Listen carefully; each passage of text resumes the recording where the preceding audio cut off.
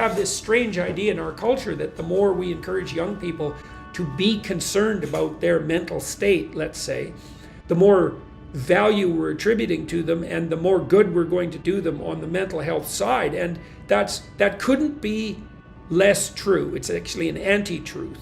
To overprotect people and to have them focus on their own concerns is definitely a pathway to misery.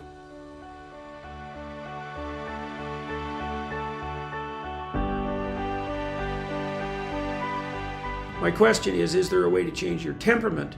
If you're prone to negative emotion, is there a way to fix that permanently? Well, there are ways of modifying it. The evidence that writing about your past, of unresolved issues in your past, let's say remaining mysteries, reduces the overall level of stress that you carry with you, because your body computes your average level of stress by calculating something like the proportion of things you don't understand that have happened to you to the proportion of things that you do understand. And you want that ratio to be low. You want to have understood virtually everything that happened to you, so that if the same situation, same potentially problematic situation that did you in the past arises in the future, you know how to deal with that.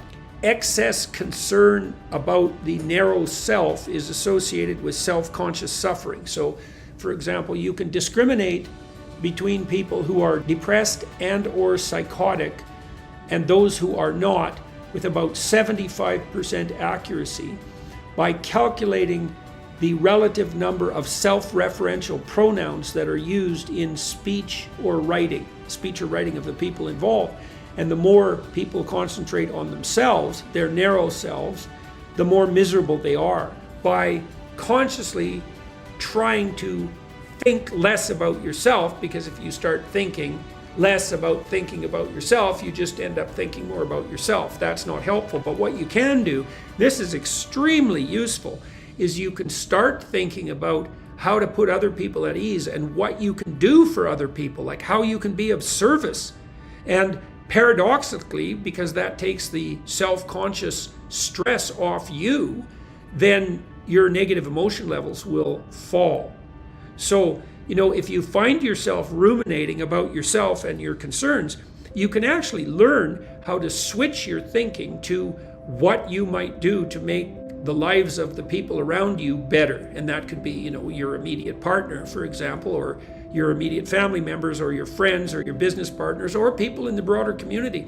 Service to others is one of the ways out of negative self-focused emotion. Imagine I ask you, say, why don't you just sit down one day for an hour, or maybe across a couple of days, and write down all the things that you're afraid of and avoiding that are necessary for you to do to move forward, right? So these would be things that you're not doing, that you know you need to do in order for you to move to where you want to move.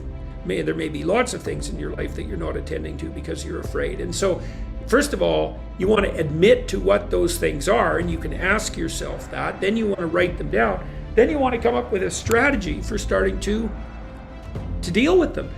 So like if it's a stack of unpaid bills that you're terrified of and that you've been avoiding for a few months or even worse, you're going to be pretty damn afraid to even take a look at the problem.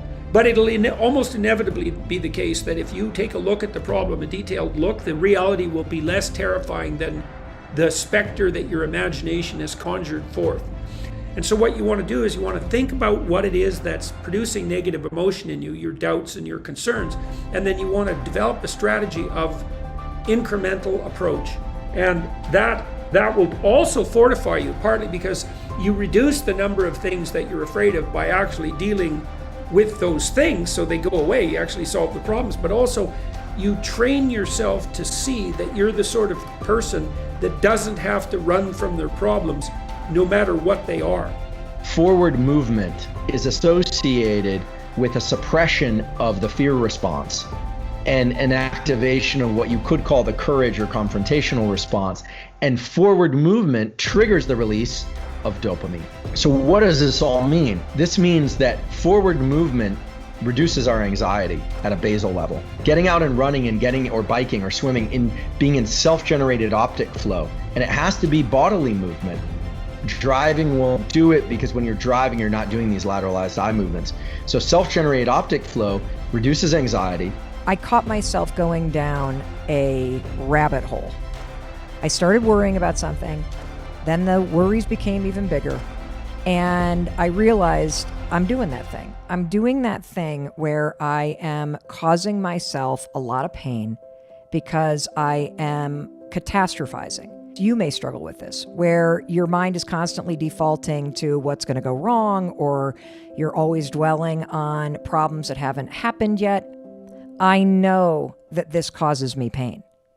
And I bet you do it too. Worry is a habit. This is a really, really bad spiral to get into. It causes you a lot of pain. It causes you a lot of stress. It can certainly bring on anxiety. And if you already struggle with a little bit of anxiety, it can make it a lot worse. It doesn't help with your confidence. And 1 out of 3 people, according to research, struggle with constant worrying. And so what I want to share with you today is a 6-word sentence that I use all the time in these moments when I catch my mind spiraling. And it really helps. And it really helps me because it stops that freight train of bad and negative and catastrophic thoughts. And here's the 6 words. What if it all works out? And in that moment where I'm in the negative, what if this, what if that, what if the other thing, and I feel the pain rising, and I feel the stress rising, and I feel the self-inflicted torture coming on, I simply drop in those 6 words. What if it all works out? And here's what happens. It stops the spiral. That's the first thing that happens. What if it all works out? You just hit the brakes on the locomotive of worry. The second thing that happens is because it's a question, what if it all works out? You actually pause for a second and consider it. And what you realize when you stop for a second and you pause and you consider, what if it all works out? Is you don't actually know what's going to happen, do you? You're just choosing to make yourself believe that something terrible has already happened. But the truth is, in this moment, you don't know. And the average person has 3 to 4 major worries a day. All these worries that every single one of us, you and me, we have at least 3 or 4 of them that cause us stress or make us feel some level of pain. According to this Penn State study, 91% of those worries are completely false. It's self-inflicted torture. And I think you and I both know that. Why go through life torturing yourself? Why allow your mind to dwell in worries about things that either haven't happened or problems that haven't resulted yet or situations that are beyond your control? Why do this?